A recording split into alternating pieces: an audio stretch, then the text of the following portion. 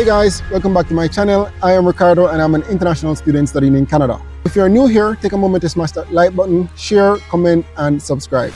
Now, there's a saying in Jamaica that says, "Passing christening pitney fuss," right? And seeing that I will be sharing the stories of many other persons here, I think it's wise to share mine first. I grew up in one of the garrison communities, and what I mean by garrisons are those communities that are often prone to crime and violence. So the reality is at any moment, while going about your business, there may be gunfire. And when that happens, you have to take care of yourself. So I wasn't from a rich family. In fact, my mother had 7 of us. I am the 6th of 7 children. At an earlier age, 2 of my sisters actually migrated to Canada. And, after a while, my oldest brother, he would have gone to live with our aunt in Red Hills. Yeah, so even though they left, we had cousins who my mother was actually taking care of, and they were staying with us. And so the reality is sometimes there were 7 of us, sometimes 8 of us sleeping on one bed. Yeah, so we grew up in a 1-bedroom board house that was actually situated on the border between the 2 rival communities. And not only that, but the fencing for the yard was actually zinc. And so, you can imagine that when there were flare-ups, how sometimes stray shots may enter the yard, because as I said, we lived on the borderline, and not only that, but the fencing was also zinc. We're always careful though, because that's where we're born and grow up. So at the end of the day, we know how to conduct ourselves. And I don't believe you can grow up in the garrison and act like you have no sense. You know what I'm saying? And so being there, it taught us a lot of things. It taught us how to be alert. It taught us how to conduct ourselves. Where to go, when to go, what to say, to who to say what, and all sorts of things. But it was what we had. It was our reality. So when going out to school and school over and people are going home, our reality is that we are going home, to stay in a community that we don't know what will happen throughout the night. But it was what we had. So anyhow, I went to St. Richard's Primary. I did pretty well in my GSAT, because at that time it was GSAT. I think before it was Common Entrance. Yeah, that's before all of this PEP thing come into play. But yeah, so I did pretty well. I got my first choice, which was Meadowbrook High School, and I went to Meadowbrook. I had 2 career paths in mind. That was aviation and architecture, right? Here is something that I'm going to say now. It's important for you to know what you want and stick to it. Because somewhere along life's journey, sometimes we make some decisions that is not really in line with what we want. It's in line with what others want, and then we kind of miss out. And I say that to say, I remember I wanted to do architecture, but in order for me to do architecture, I needed to have TD, which is technical drawing. But here's how it worked at my school.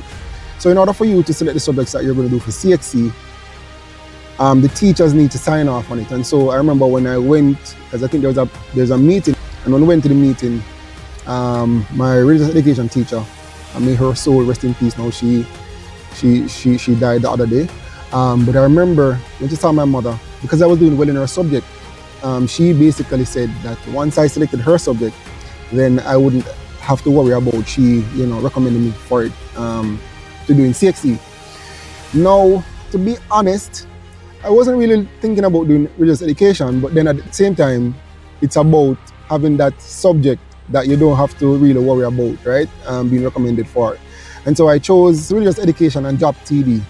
Worst mistake, I shouldn't have done that. Anyhow, I went on to grade 10. I still did well. Throughout grade 10 and 11, I was in various leadership roles. So eventually I was assistant prefect, then prefect, and then ultimately in grade 13, I believe, I became the head boy of the school. And I just want to pause to say that where you're from doesn't necessarily determine your future. All right, so I remember telling you guys that I actually worked in the supermarket and as a merchandiser, and also at the hospital as a ward clerk. So I did those jobs as summer jobs. I think it was when I was from 11th grade. I think from 11th grade to 12th grade, I actually worked a supermarket. And then when I was moving from 12th grade to 13th grade, I actually worked at the hospital. And it was just a few weeks, right? Yeah. And so now that TD is no longer an option, I now had to focus on aviation. But here's the thing though, I did not have any money. My mother did not have it. So when I was leaving high school, I spoke with the cadet instructor at my school, right? Miss Johnson, big up herself. And I shared with her that, I wanted to do aviation, but I really didn't have the money. And so I think she had suggested at the time that I could try the Army. And so I applied to the JDF. I was accepted because my plan was that I would go to the JDF, work in Air Wing, and then hopefully transition from there, right? So let me just back up. I actually applied to become an officer in the JDF, which is a commission rank. So it wasn't like, I wanted to do the regular infantry or stuff like that. And I was able to apply for that position because I had my CAPE subjects. I got accepted, but because Newcastle at the time did not have enough space, what they did is that they split the group in two. And I actually was selected to go in the second week, right? So we had a group of guys who would have gone to Newcastle to do the physical, because the thing about the training is there are more than one aspects to it, right? Just like the JCF or the correctional service, which I'm going to get to shortly. But for the Army, you had to do a written test and also a physical test. Yeah, so I did that, and here's the thing now. If I'm going to become an officer and working with some of these guys, I know at some point in time I'm going to need to, have their contacts, right?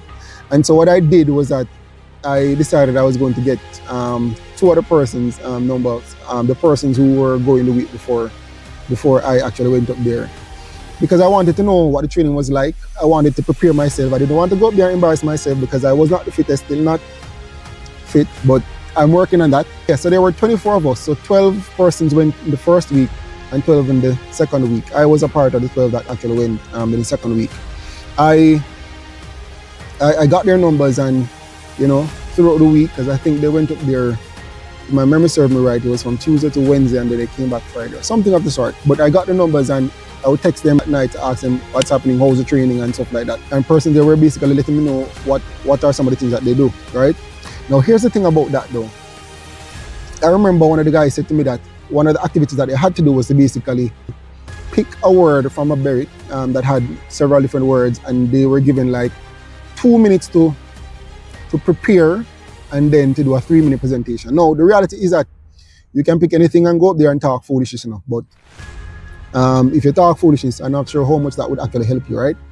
So I remember asking the person, and I was saying, boy, what are some of the words that you're hearing up there? And, big up to those guys. They weren't afraid to let me know some of the words that they hear people talking about they get. Because the reality is, I didn't necessarily have to pick any of those words, So anyhow, I got an idea, and there were words such as, I think, water, clouds, beverages. And these are things that we can have this discussion about on a day-to-day basis. But when you're caught off guard and you have a 3-minute presentation to do before officers who are scoring you, it's kind of different. When I heard that they had some of those words, I'm not play fool, right? So I actually do some research. I did geography in lower 6 and upper 6. As I said, I wanted to become a pilot, and so what I did was do some research and and find as much as I can find on what clouds are, find the different terms, because if I should go up there and select a word like cloud, I want to be prepared. I want to impress these officers, because remember, my aim was to change my family's circumstances, right? So, I did that. Anyhow, that week blew off, and then it was my time. So I went up there. It was a good experience, going through the obstacle courses that they had for us. And so after the physical, there are other activities that you have to basically do, because when you're training for the JDF or you want to get in, they watch everything. They watch how you communicate with your peers, how you communicate with officers, how you use a knife and fork at the table. Basically, they are scoring everything. And so I remember one of the evenings, it was time for our impromptu presentations. And I tell you, yeah, it was rough. It was rough. So anyhow, I remember, when I was handed the berry to pick the word, and I was picking the word, and I was like, God, please let it be something that I know, please, because I don't want to make a fool of myself. I want to put my best foot forward. I don't want this opportunity to slip through my fingers, right? And I remember when I went outside, because you had to go outside, they give you 2 minutes to practice and then to come back in. And when I went outside and I looked at the paper and I saw clouds. I don't think there was anyone who was happier than I was at the time. I used, I think, more than half of the 2 minutes to basically pray and say thank you, Jesus, right? And I remember I went in and I did my presentation. I used all the terminologies that anyone who knows anything about clouds should know. Yeah, and it was really good. It was really good. It was so good that one of the officers actually came to me afterwards to say, "Boy, congratulations," because he liked how I delivered the presentation. Of the 12 people who went in the week that I went, I was the only person selected to continue training, but I still had one thing outstanding, and that one thing was my medical. Yeah, and so when I went back for my medical result, the doctor told me at the time that there was something that the JDF didn't fancy anymore. And according to them, I had a trait, and that was something that, according to them, something happened once up by Newcastle, and from that they stopped taking persons with the trait. Yeah, so that did not work out, and I believe that's where my JDF story came to an end.